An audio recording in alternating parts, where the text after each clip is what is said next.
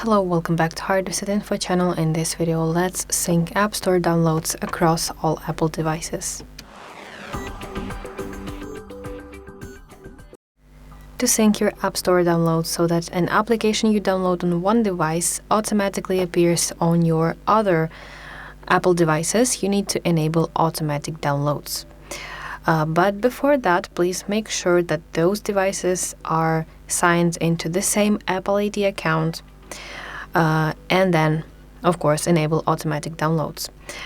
So let's open settings on your device, and you want to go to section with your apps. From here, select App Store. And now let's go to section automatic downloads, and you want to enable app downloads. Yes, after this, when you download one application on your one device, it will appear on your other Apple devices that are signed in to the same Apple ID account.